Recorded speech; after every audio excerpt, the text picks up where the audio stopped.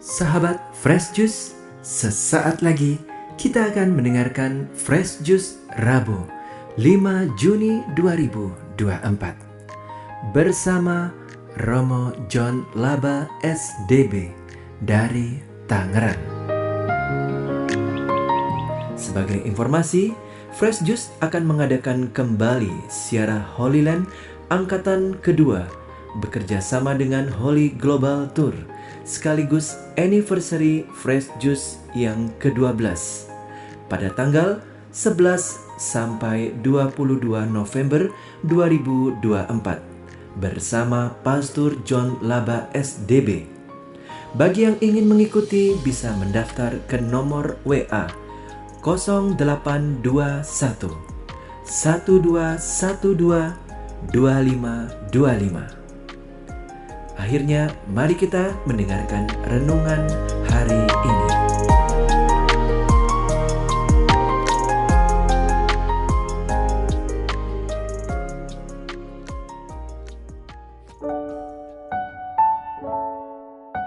Saudari dan saudara pendengar setia Daily Fresh Juice yang terkasih dalam Kristus. Jumpa lagi bersama saya, Pastor John Laba SDB dari komunitas Novisiat Salesian Don Bosco di Tiga Raksa, Tangerang. Hari ini hari Rabu, pekan biasa yang ke-9, bertepatan dengan peringatan wajib Santo Bonifasius, uskup dan martir di dalam gereja. Seperti biasanya saya akan membacakan Injil dan memberikan renungannya. Tuhan bersamamu dan bersama rohmu. Inilah Injil suci menurut Markus. Dimuliakanlah Tuhan.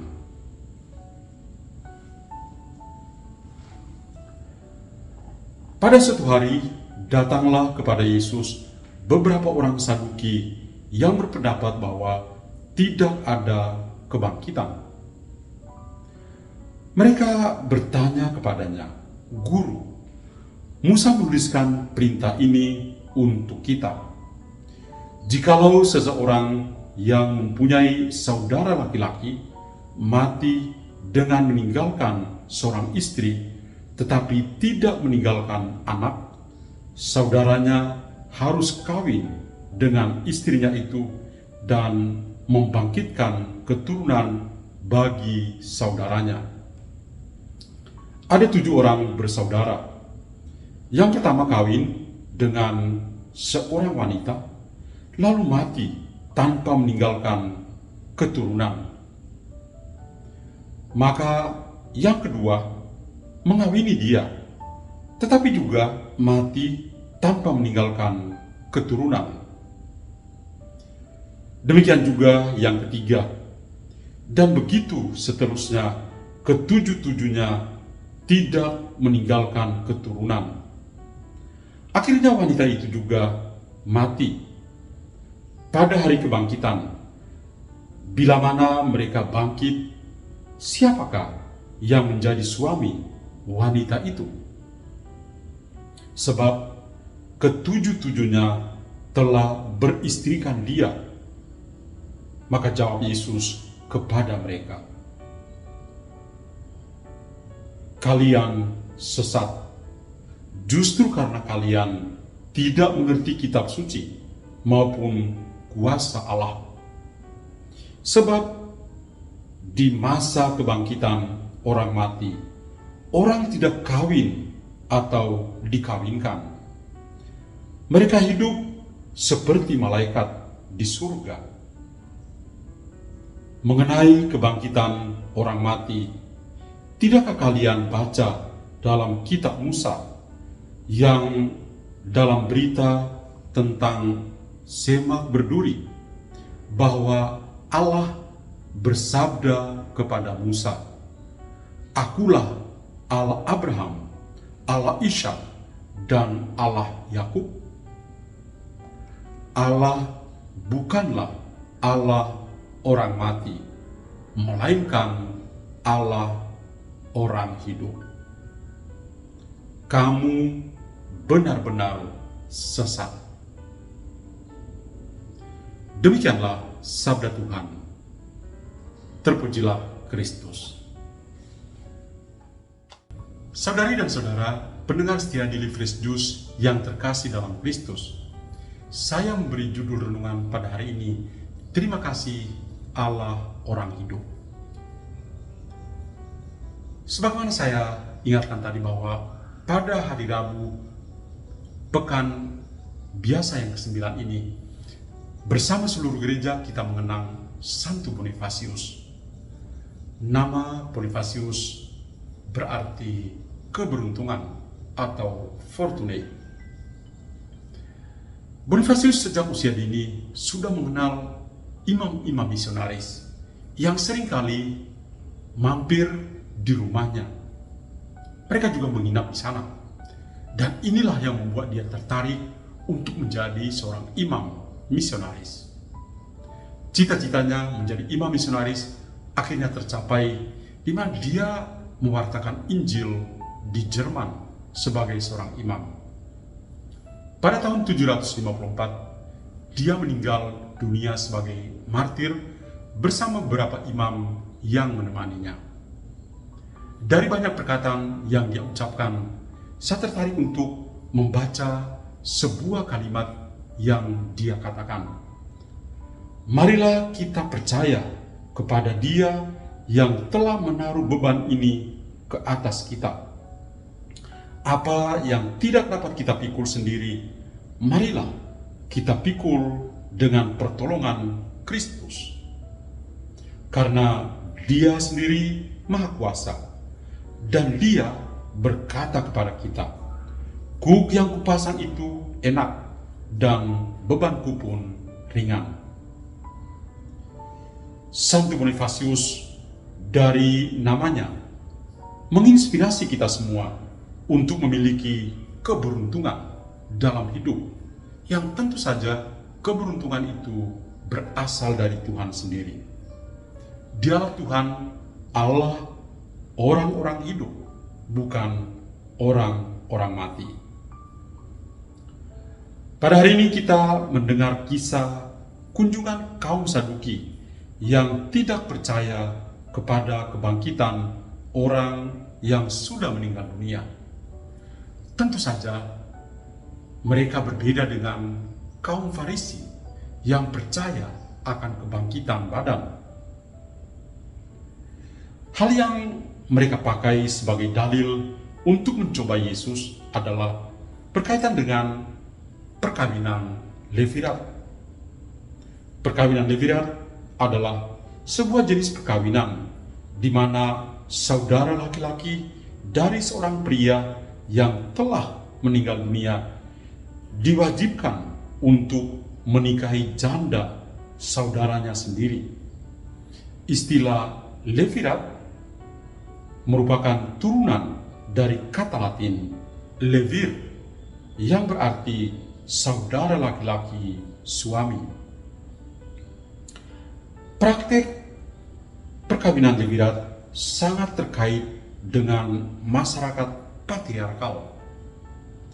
Praktek ini sangat penting pada zaman kuno dan tentu saja masih ada sampai sekarang di beberapa bagian di dunia ini.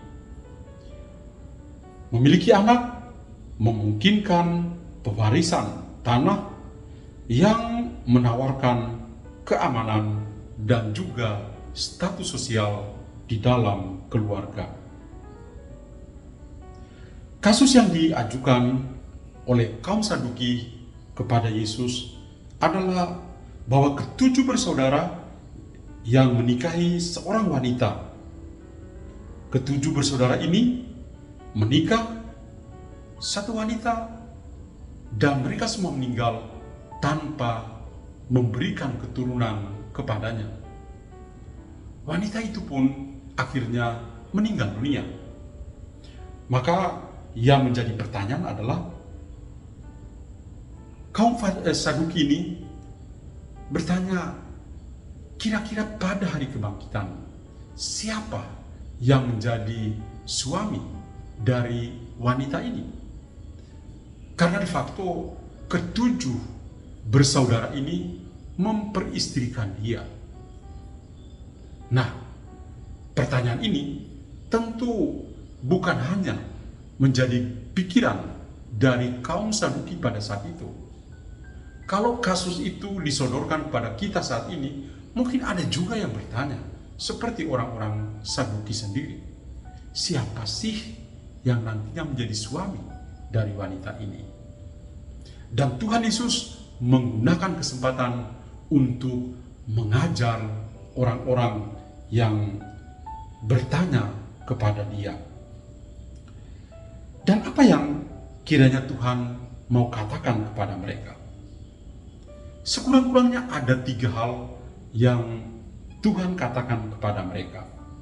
Pertama, bahwa masalah yang mereka alami adalah masalah sesat berpikir dan ketidaktahuan mereka akan sabda Tuhan dan kuasa Allah sendiri.